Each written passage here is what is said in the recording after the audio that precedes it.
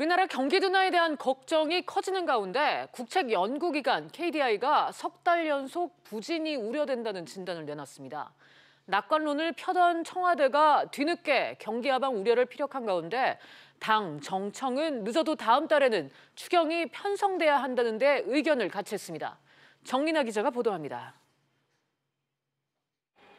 지난 4월 우리나라 경상수지는 6억 6천만 달러 적자를 기록했습니다. 7년 만의 적자인데 정부 진단대로 외국인 배당이 몰린 탓도 있지만 수출 부진이 결정적입니다.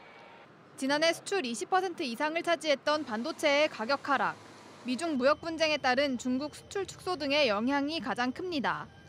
한국개발연구원 KDI는 6월 경제 동향을 통해 우리나라가 수출 감소 등의 여파로 경기 부진이 이어지고 있다고 진단했습니다. 경기 부진을 언급한 건 석 달 연속입니다. 지난달 수출 금액을 품목별로 보면 반도체가 한 달 전보다 30.5%, 석유화학이 16.1% 감소했고 스마트폰 등 무선통신기기 수출도 크게 줄었습니다. 수출 감소는 투자 위축으로 이어져 4월 설비 투자는 반도체가 32% 넘게 줄어드는 등 부진을 면치 못했습니다.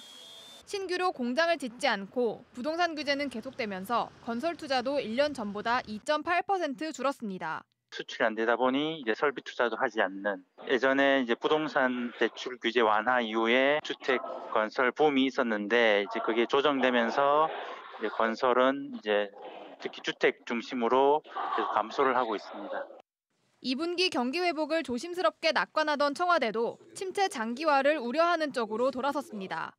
1, 4분기 성장률이 상당히 대내외 여건의 영향 때문에 하방 위험이 컸었고요. 세계 경제가 이렇게 흐름에 따라서 국내 경제가 출렁이는 게 당연한 현상이긴 합니다만 보다 적극적인 정책 대응이 필요하다고 생각하고 있습니다. 한편 더불어민주당과 정부, 청와대는 추경 예산안과 관련한 고위 당정청 협의회를 열고 늦어도 7월에는 추경을 집행해야 한다며 국회 논의를 촉구했습니다. SBS CNBC 정인아입니다.